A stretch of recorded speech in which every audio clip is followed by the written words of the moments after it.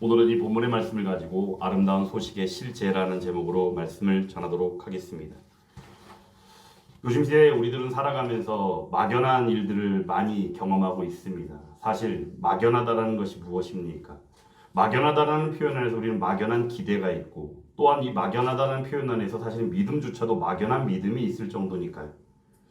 우리 신앙생활은 어떠합니까? 그저 하나님이 계시다는 것에 대해서 우리가 그저 말씀을 통해서 인지하는 정도입니까? 아니면 우리가 말씀을 통하여 그 사실을 알고 또한 우리의 삶을 통하여 경험하는 가운데에서 그것이 믿음으로 배어나오는 것입니까? 우리는 하나님 말씀을 통하여 볼 때 믿음이란 무엇인가에 대해서 이미 알고 있습니다. 믿음은 하나님의 선물이라 여깁니다. 그런데 중요한 것은 믿음만이 하나님의 선물이라고 여기는 것이 아니라 그 구원의 전 과정 가운데 하나님의 선물로 우리에게 받은 것이 너무나도 많다는 사실입니다. 그 가운데 한 부분이 믿음인 것입니다. 근데 우리는 그것을 한 구석에 집중해서 국한시켜서 생각하는 경우들이 참으로 많습니다. 그럴 때마다 저는 인간의 연약함과 부족함이 무엇인지를 늘 느끼며 살아갑니다. 사실 하나님 말씀 속에서 수많은 성경의 위인들이 있습니다. 그리고 구약의 그 선진들 가운데 모습들을 볼 때 우리는 그것을 또 예수 그리스도의 예표로서 보여지는 인물도 참으로 많습니다. 그럼에도 불구하고 그들 가운데 나타나는 그들의 모습을 보면 범죄하는 모습들이 한 부분은 꼭 나타나 있습니다. 간단하게는 다윗 왕만 보더라도 우리아의 아내인 바세바를 범함을 통해서, 근데 그는 나단 선지자를 통하여 즉시 회개함을 통하여 하나님의 기뻐하시는 자로 다시금 나아갈 수가 있었지요.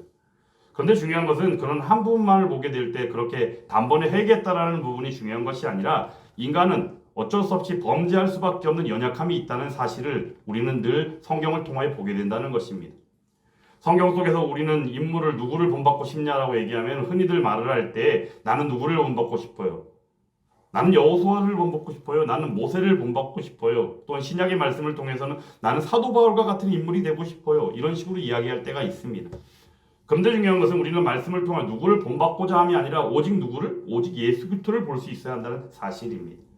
저는 때마다 너무나도 감사한 것이 말씀을 통하여 수많은 성경의 위인들을 많이 만나고 그 가운데 그리스도의 예표 되신 인물들을 참으로 많이 보지만 그들의 연약함, 솔로몬 왕만 하더라도 우상 숭배하고 또 우상 숭배하는 여인을 왕비로 맞아들이는 어떤 그런 모습들이 나타나지 않습니까? 그럼 이러한 모습들을 통해서 볼 때 우리는 무엇을 볼 수 있어야 하는가? 오직 우리에겐 예수님밖에 없구나라는 사실입니다. 누구를 본받고자 함이 우선이 되는 게 아니라 예수님이 드러날 수 있어야 한다는 사실이죠. 여기서 저는 너무나도 감사합니다. 왜 감사하느냐? 제 아무리 위대한 인물이라 할지라도, 제 아무리 의인 같은 인물이 된다 할지라도 그들 가운데에는 늘 인간의 연약함이 있었다는 사실이, 그 안에서 저는 너무나도 감사하다는 것입니다. 무엇이 감사하느냐? 그들의 연약함을 통하여 우리들 자신의 연약함을 다시금 느끼고 깨달을 수 있다는 사실입니다.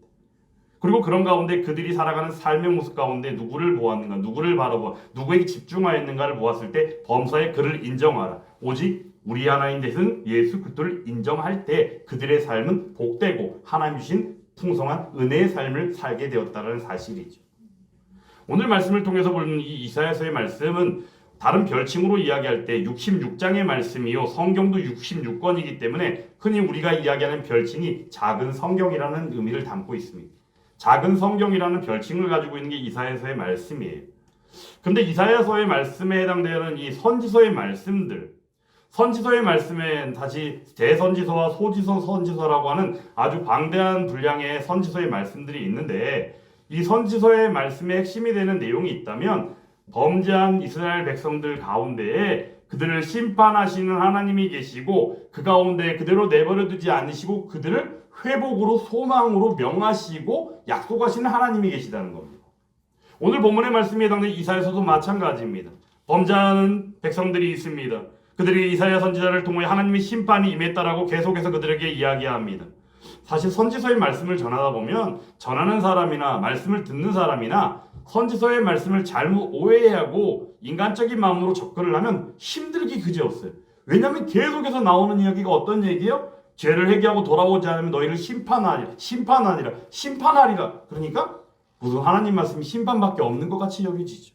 그런데 선지서의 말씀의 주가 되고 핵심이 되는 내용은 심판하시는 하나님이 계시지만 그 가운데 약속하심이 있으니 남은 자들에게 하나님께서 회복을 명하시고 그들이 돌이켜 하나님께로 오게 하리라. 이런 말씀이 있다는 겁니다.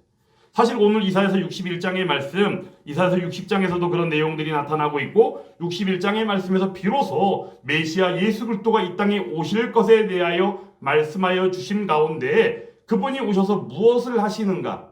그래서 그 소식을 아름다운 소식이라고 표현하고 있다는 것입니다. 주 여호와 영이 내게 내리셨으니 이는 여호와께서 내게 기름을 부으사. 내용이 즉서는 이사야 자신이 하나님으로부터 받은 은혜요, 하나님께서 주시는 그 약속 가운데 나타나는 일들의 서두를 여는 것인데, 실제 이 내용의 핵심은 바로 메시아 되시는 예수 그리스도가 이 땅에 오실 것이라고 이야기하는 그 예언의 말씀의 시작임을 우리는 알아야 한다는 것입니다. 그리고 그 내용이 과연 무엇인가? 아름다운 소식이라는 표현을 통하여 그가 오심이 바로 아름다운 소식이라고 이야기하고 있다는 사실이죠. 그럼 우리가 흔히 잘 알고 있는 아름다운 소식은 말을 바꿔보면 무엇일까요? 복음이죠. 복음이 아름다운 소식입니다. 복음의 핵심은 누구십니까? 바로 우리 하나님 되신 예수 그리스도이십니다. 그러면 우리가 알고 있는 복음은 과연 무엇입니까? 복음하면 흔히 우리가 알고 있는 것은 우리의 사람의 몸을 입고 이 땅에 오셔서 우리를 위하여 십자가에 달려 돌아가신 그 사건을 우리는 복음이다라고 얘기하는데, 복음의 전체는, 복음의 실제는 거기까지가 아닙니다.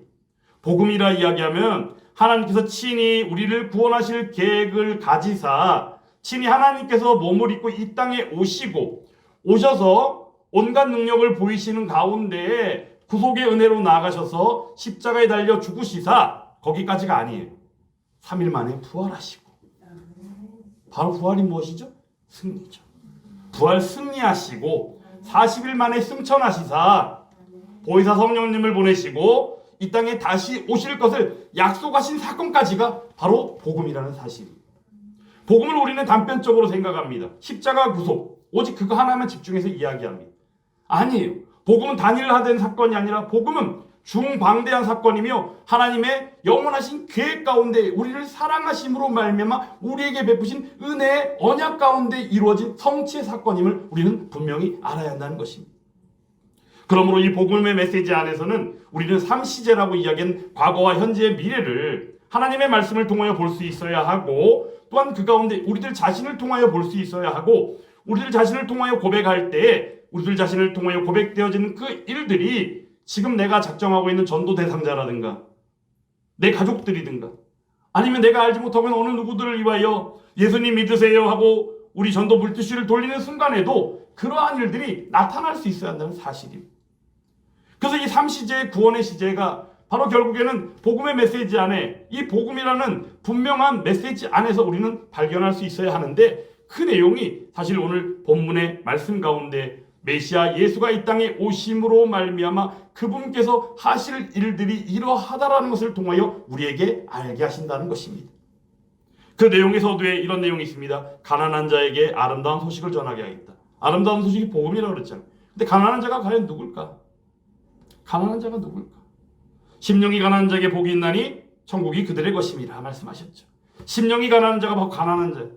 맥락이 똑같은 거예요. 결국에 무엇이냐? 이 땅에 가지고 있는 거 이런 거 저런 거 치우치는 것이 아니라, 아니 오히려 그 가운데 세상 가운데 무엇에 치여가지고 흔들리고 힘들어하는 그들, 그리고 또한 중요한 것은 바벨론 포로로 잡혀가 있는 유대 땅에 있었던 이스라엘 백성들, 그들이 현실의 모습을 통하여 보았을 때 그들은 심령이 가난한 자요 하나님만을 애타게 찾는 그들의 모습이 바로 그들이었다는 것이.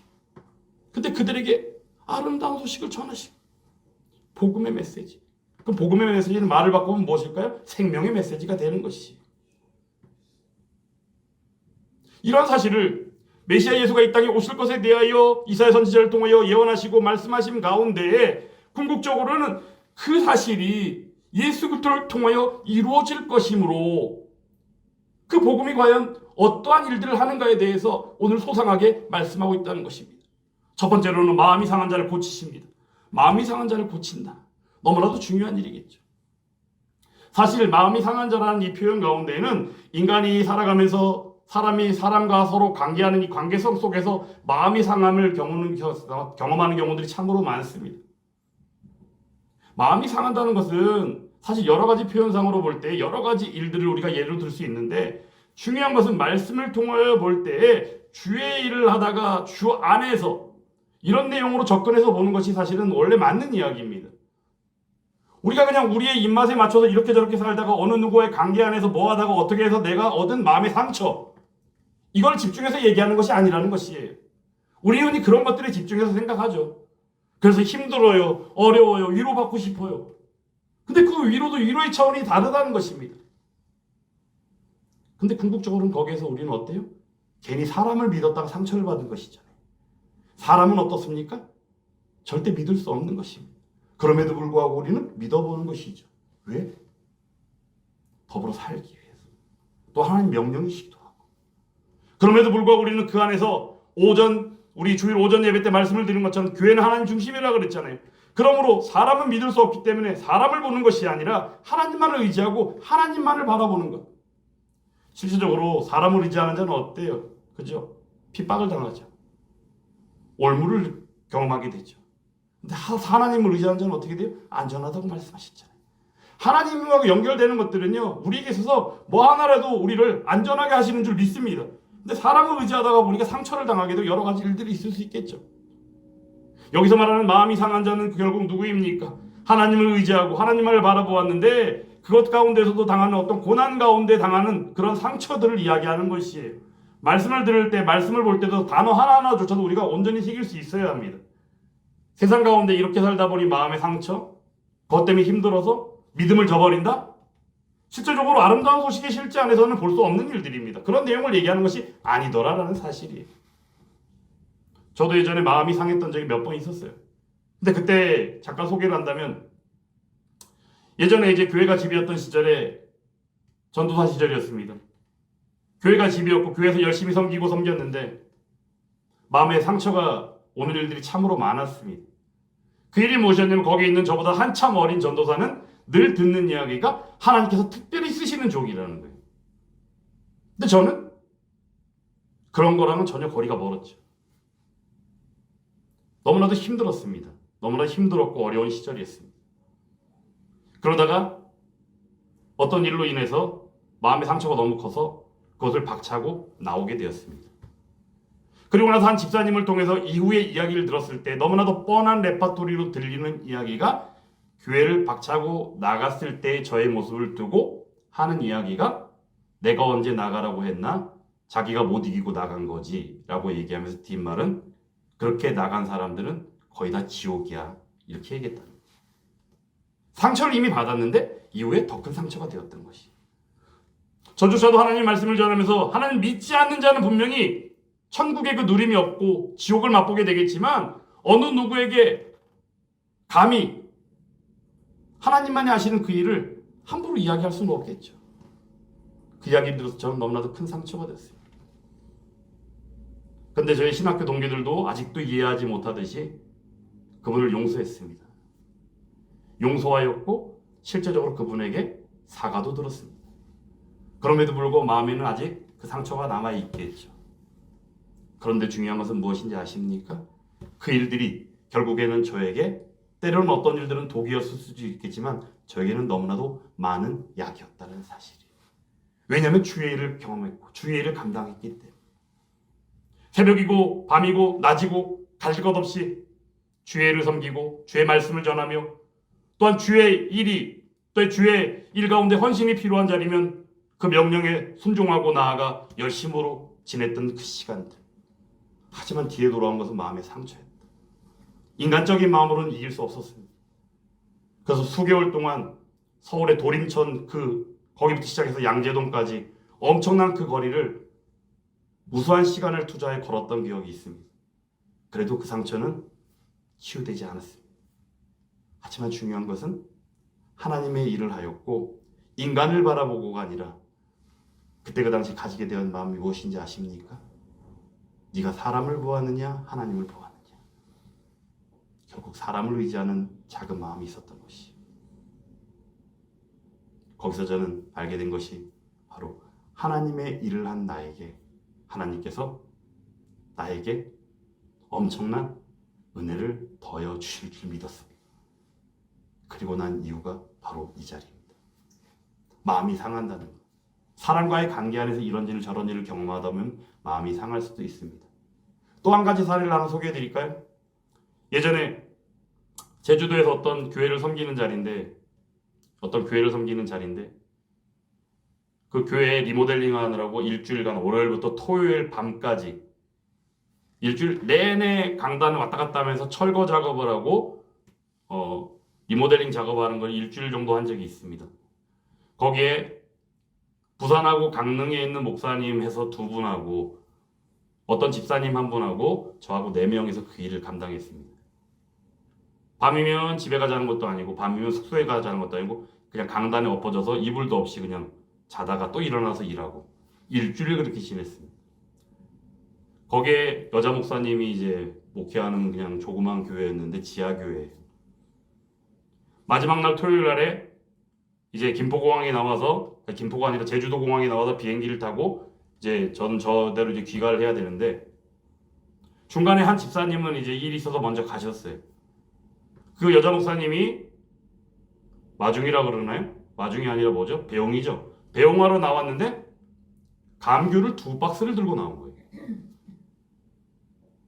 여러분도 한번 생각해 보세요. 목사님 2분이 더 열심히 일했을까요? 설이 집사했던 제가 더 열심히 일했을까요? 가지고 나와서 귤 2박스를 가지고 목사님들께는 목사님 너무 감사합니다. 너무 수고 많으셨어요. 1박스씩. 저는 집사님 고생하셨어요. 거기서 또 다른 하나의 마음의 상처를 가졌습니다. 귤 1박스가 뭐예요? 아무것도 아니잖아요. 사람의 기본의 댐댐이죠. 마음이 상한다는 건 이처럼 별거 아닌 경우에도 생길 수 있는 게 마음이 상한다는 거예요. 오늘 말씀 가운데 저는 마음이 상한 자를 고치시는 하나님, 그 안에서 아름다운 소식의 실제가 과연 무엇인지를 전하고자 하는 것인데, 마음이 상한 자가 포로된 자, 그리고 갇힌 자, 표현적으로는 고치신다고 그랬고 자유를 주신다고 그랬고 노임을 선포한다고 그랬는데 궁극적으로는 마음이 상한 자가 포로된 자이고 포로된 자가 갇힌 자하고 일맥상통하게 연결된다는 것을 우리 분명히 알아야 한다는 것입니다. 궁극적으로 무엇일까요? 하나님의 은혜 안에 있는 자들이요, 그 가운데 사단 마귀의 역사요, 눌림이 있는 가운데 있는 그들이 것입니다. 실제 유대 백성들은 어떠합니까? 유대 백성들이 현재는 지금 바벨론 포로로 잡혀갈 수 있는 그런 상황들이었고 실제 그렇게 잡혀가 있었습니다. 그리고 70년이라는 시간 동안에 포로로 잡혀 있다가 하나님의 계획하신 가운데 그 일이 이루어져서 다시금 포로기에서 다시금 자유를 얻고 귀환되어지는 일들로 나아가게 되지요. 오늘 이러한 일들을 메시아 예수가 이 땅에 오심으로 말미암아 메시아 예수가 오실 것에 대해 예언하시는 가운데 그분의 아름다운 소식이 바로 이러하다라고 그분이 하실 일에 대하여 소개하는 가운데 궁극적으로 마음이 상한 자가 고쳐지고 포로된 자가 자유를 얻고 갇힌 자가 노임을 선포되게 되어지는 이러한 일들이 아름다운 소식인 복음 가운데에서 실제로 나타나는 현실의 이름을 우리는 분명히 알고 살아가야 한다는 사실을 오늘 말씀을 통하여 보호한다는 것입니다. 여러분들의 삶은 실제로 어떠합니까? 요즘 막연이라는 표현을 여러분들 잠깐 소개했잖아요.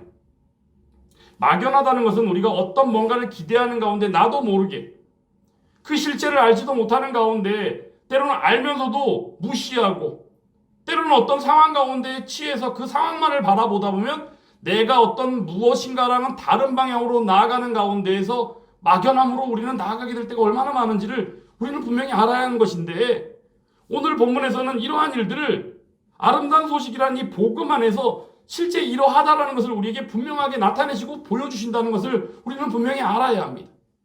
그러면 이 말씀을 통해서 우리는 어떻게 해야 할까요? 우리의 마음이 혹시나 상함이 있었다면 그 마음이 온전히 놓여지고 오늘 말씀처럼 포로된 자가 자유를 얻는 것처럼 갇힌 자가 노임이 선포되는 것처럼 그러한 은혜 안에서 살아가는 바로 그가 저 여러분들이 되어야 한다는 사실을 분명히 알아야 한다는 것입니다. 그것이 바로 복음이라는 겁니다. 복음은 먼 나라의 얘기가 아닙니다. 복음은 먼 데서 나타나는 일이 아닙니다. 어떤 이들은 복음을 이야기하면 왜 우리가 우리나라도 아닌 이스라엘의 역사를 알아야 되느냐 이런 엉뚱한 얘기들을 많이 합니다. 하나님께서 하나님의 영원하신 계획 가운데 그 나라를 택하시고 그 가운데 하나님의 일들을 이루신 거예요. 그래서 인간의 눈으로 바라보는 한 나라의 그냥 단순한 이스라엘의 역사 정도로 치부하고 넘긴다면 그것은 잘못된 생각이겠죠. 오늘 이 시간 이러한 분별이 혹여라도 막연함 가운데 있는 여러분들이 있다면 막연함이 벗어지고 아름다운 소식 복음이 바로 실제 여러분들의 현장이요 여러분들의 삶 가운데 하나님의 은혜로 베풀어지고 있다는 사실을 믿으며 그 가운데 살아가는 저와 여러분들이 있기를 주의 이름으로 축원합니다. 오늘 그런 가운데 2절 3절 말씀을 통하여 사실 하나님께서는 여호와의 은혜예요, 우리 하나님의 보복의 날을 선포하신다라는 표현을 통해서 희년이라고 하는 그 사실을 우리에게 말씀하여 주십니다. 여러분, 희년이라고 들어보셨나요? 우리가 레위기서 25장의 말씀에 가보면 안식년이 있고 희년이 있어요. 안식년은 뭐냐면 7년이라는 시간이 되면 6년이 지나고 나면 7번째. 사실은 우리가 안식일이라고 얘기하는 일주일 중에 하루를 하나님 앞에 예배를 드리는 주일로 드리고 있는 거랑 비슷한 의미로 한 해 살다가 6년이 지나고 7째를 안식년으로 지키고, 그 안식년이 7번이 찼을 때 바로 다음 해를 희년으로 지키는 안식년과 희년의 의미가 우리에게 얼마나 큰 의미를 담고 있는지 우리는 분명히 알아야 하는데, 그 내용이 오늘 61장 2절 3절 말씀 속에서 나타나 있다는 것입니다. 아름다운 소식의 실제가 되는 마음이 상한 자요, 그리고 말씀에 나온 것처럼 포로된 자요, 갇힌 자들에게 나타나는 자유와 그리고 고침과 그리고 노임 같은 해방의 이런 일들은 사실 희년의 역사를 통해서 우리는 보게 되는 것이, 안식년의 의미는 여러분들 그 내용을 잠시 소개한다면 너무나도 방대해서 그러는데, 잠깐 소개하면 안식년의 의미는 바로 무엇이냐면 하나님께서 그 땅을 소유하신 소유자라는 사실을 우리에게 알게 하는 거예요. 어떤 내용이냐면 6년 동안 열심히 그 땅을 경작을 합니다. 근데 안식년이 되면 그 땅을 농사 짓지 말고 그냥 내비둬야 돼요. 이유는 뭐예요? 그들에게 하나님께서 이 땅의 주인이시라는 것을 알리시는 거예요. 그리고 그 가운데 두 번째는 뭐냐면 하나님께서 매번 공급하여 주신 우리의 하나님이라는 사실을 그들에게 기억하게 하시고, 그 또한 안식년을 통해서 알게 되어지는 것이 과연 무엇이냐? 결국에는 안식년을 통하여 온전히 하나님 앞에 드리는 예배로서, 감사로서 올리게 한다는 사실입니다. 그리고 또한 중요한 것이 무엇입니까? 농사를 안 지니까 소출이 없잖아요. 그죠? 소출이 없잖아요. 소출이 없을 때 그 땅을 또한 보호케 하시고, 그 땅을 보호하시는 가운데 소출이 없는 그 일들을 가지고 있던 그런 곡식들과 그러한 내용들을 통해서 어려운 이들, 심지어 나그네들조차도 함께 도울 수 있는 일들을 그들에게 안식년을 통하여 허락하신다는 겁니다. 그래서 이러한 일들을 통해서 꼭 땅을 가진 사람이 대단한 사람이고 땅에 소출이 없는 사람은 못난 사람이 아니라, 이러한 일들을 통해서 서로 더불어 함께 우리는 동등하다. 누구 앞에? 하나님 앞에. 이 사실을 알게 한다는 겁니다. 이 얼마나 놀라운 사실입니까? 하나님께서 근데 중요한 것은 레위기를 통해서 이러한 일들을 하나하나 명하시고 그들에게 알려주셨다는 겁니다. 사람이 만든 것이 아니라는 겁니다. 그 이유가 바로 무엇일까요? 그 이유는 사실 오늘 본문에 나와 있는 것처럼 아름다운 소식의 실제, 이 사실이 그들에게 하나님께서 알려주신 그 내용을 통하여 알게 하셨다는 것에서 시작한다는 것입니다. 그러므로 안식년의 의미는 너무나도 큰 의미가 있습니다. 그런데 이 안식년조차도 어떠합니까? 7번이 지나고 그 다음에 희년으로 또한 섬기게 한다. 사실 희년의 선포는요, 엄청난 겁니다. 왜냐하면 안식년의 선포를 통해서 실제적으로 그들에게 나타나는 일들이 무엇인지 아십니까? 그들에게 부채가 있다면 빚을 탕감해 줍니다. 그리고 실제로 노예로 살던 사람들도 노예에서 해방되어지는 일들이 나타납니다. 부채가 탕감되어지고 노예에서 해방되어지는 일들, 오늘 나와 있는 아름다운 소식의 실제의 모습과 동일하게 나타나죠. 근데 이러한 희년의 선포가 이 얼마나 귀하고 또 하나님 주신 얼마나 풍성한 은혜인지를 우리는 알아야 합니다. 그 내용이 오늘 본문에 나와 있는 것입니다. 여호와의 은혜의 해와 우리 하나님의 보복의 날을 선포해서 모든 슬픈 자를 위로합니다. 오늘 본문의 3절 말씀에는 시온에서 슬퍼하는 자가 있습니다. 그리고 그 가운데 보면 또한 내용적으로 그들의 그 슬픔을 대신해서 찬송의 옷으로 그 근심을 대신하게 하시고 다 베푸시는 하나님의 은혜로 연결이 되어집니다. 결국엔 바로 뭐예요? 하나님이 주시는 자유의 누림이라는 사실이에요. 그러므로 이 복음은 그리스도인이 누리는 참 자유하고 연결이 되어집니다. 우리가 생명의 누림이 있다면 그 생명의 누림은 자유의 누림입니다. 자유를 생각할 때 우리는 흔히 뭐라고 생각해요? 자유가 지나치면 방종이라고 생각하죠. 요즘에 우리는 자유가 지나쳐서 방종이 되어버렸죠. 예배를 드릴 때에도 신앙생활 가운데도 뭐예요? 우리의 편의가 우선되어져 버렸잖아요. 자유라는 그 의식을 우리가 잘못 인식하고 있기 때문에 그런 것이, 하나님께서 주신 은혜 가운데는 하나님의 말씀을 통하여 따르게 하시고 그 따르게 하신 가운데 마땅히 그렇게 살게 하신 것이 하나님의 은혜인데 마땅히 살게 하신 그 은혜를 생각하는 게 아니라 받은 바 은혜는 내 은혜고 내 은혜를 가지고서 살아갈 때 내 편의에 맞춰서 살아가는 게 우리들의 실제도라는 사실이죠. 그러다 보니까 어렵고 힘든 일이 생길 때면 그것을 우리는 어떻게 또한 해소합니까? 막연한 믿음으로 나아가 해소할 때가 있다는 것입니다. 여러분들의 기도란 무엇이라고 말씀드렸습니까? 기도는 하나님 앞에 온전히 회개하고 나아가고 아버지의 뜻을 기대하는 가운데 드리는 게 기도라고 말씀을 드렸잖아요. 우리가 정결하실 때 하나님 앞에 올리는 기도는 하나님 반드시 들으실 줄 믿습니다. 우리가 시편 34편의 말씀 가운데 와서 보면 다윗이 찬양하는 찬양시가 있습니다. 그 내용은 어떠하냐면 사울이 다윗을 죽이려고 할 때 그 죽임 가운데에 피신해서 유대 강요로 나아가서 찬양한 찬양시가 바로 시편 34편의 말씀입니다. 그 가운데에는 동일하게 여겨지는 표현들이 나옵니다. 곤고한 자가 나옵니다. 주께로 피하는 자가 나옵니다. 여호와를 찾는 자가 나옵니다.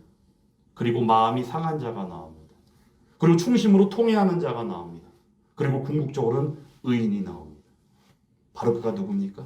하나님 택하신 구원받은 백성인 줄 믿습니다. 바로 그가 다윗 왕이라는 사실입니다. 그 다윗 왕과 같은 그가 바로 이 시간 함께하는 저와 여러분들인 줄 믿습니다. 그러므로 마음이 상한 자를 하나님은 가까이 하십니다. 그리고 고쳐주십니다. 그리고 그 가운데 충심으로 통회하는 자를 구원하여 주십니다. 의인은 고난이 많을 수밖에 없습니다. 하지만 그 고난조차도 하나님께서는 어떻게 하십니까? 그 고난을 능히 멀리할 수 있도록 능력을 더하여 주실 줄 믿습니다. 이것이 바로 우리에게 주신 자유입니다. 그 자유가 아름다운 소식, 복음을 통하여 나타나는 실제라는 사실을 우리는 분명히 알아야 합니다.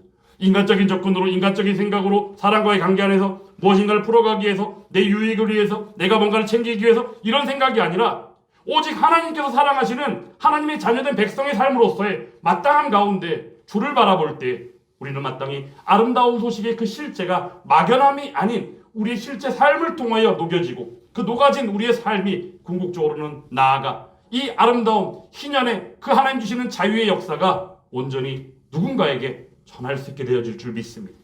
이렇게 되어질 때 우리 예수함께 교회는 든든하게 복음 가운데 세워지는 교회가 될 줄 압니다. 그러므로 사랑하는 여러분, 저를 포함해서 오늘 주신 이 말씀 가운데 궁극적으로는 바로 무엇입니까? 그들이 의의 나무 곧 여호와께서 심으신 그 영광을 나타낼 자라 일컬음을 받게 하신다라고 그럽니다. 우리는 누굽니까? 의의 나무 곧 여호와께서 심으신 그 영광을 나타낼 자, 바로 그가 아름다운 소식인 복음의 실제 가운데 받은 바 그 은혜를 통하여 살아가는 예수함께 교회에 속한 성도들이며 저인 줄 믿습니다. 그 사실을 기억하며 한 주간의 삶도 희년의 선포 가운데 누렸던 그 자유, 부채가 탕감되어지고 노예에서 해방되어지는 그 은혜 가운데 모든 것들이 하나님이 주인이시며 하나님이 다스리신 가운데 우리는 하나님만을 예배할 수밖에 없고 그 가운데 주신 그 마음을 통하여 나아가 빈민을 구제하고 어려운 이들을 구제하고 그 가운데 그 어려움만을 보는 것이 아니라 온전히 예수부터 십자가 구속으로 말미암아 죽을 수밖에 없었던 우리들이 누렸던 그 생명의 자유가 무엇인지를 느끼고 기뻐하고 감격하며 그 감격을 온전히 전파할 수 있는 저 여러분들이 될 수 있기를 주의 이름으로 축원합니다. 마음이 상한 자를 고치시는 우리의 하나님, 포로된 자를 자유케 하시는 우리의 하나님, 갇힌 자에게 노임을 선포하시는 우리의 하나님. 근데 이러한 하나님을 우리는 이미 경험했습니다. 그러므로 이러한 사실을 기억할 때 아름다운 소식이 막연함이 아니라 실제임을 기억하고 또한 나아가 실제 우리의 경험을 고백하고 전파하는 가운데 이 많은 빈자리가 차고도 넘치는 은혜의 예배의 자리로 나아가게 될 줄 믿습니다. 이러한 가운데 한 주간도 승리하실 때 그 승리를 주시는 분은 누구십니까? 우리의 하나님이십니다. 우리 하나님을 떠나서 말할 수가 없습니다. 우리 하나님을 떠나서는 이야기할 수 없습니다. 우리는 하나님 되시는 이 땅에 오신 우리의 예수님을 믿으며 그러므로 오늘도 말씀을 마치며 한 가지 여러분들에게 말씀드리고자 하는 것은 예수 그리스도가 함께 하심이 우리에게는 기쁨입니다. 그 기쁨을 안고 한 주간도 힘을 내어 온전히 하나 되는 예수 함께 교회, 든든히 세워져가는 예수 함께 교회, 그 가운데 더불어져 믿음으로 온전히 세워져가는 여러분들의 가정과 자녀 가운데 함께하며 말씀으로 묵상하고 기도하는 가운데 하나 되는 저와 여러분들이 될 수 있기를 주의 이름으로 축원합니다.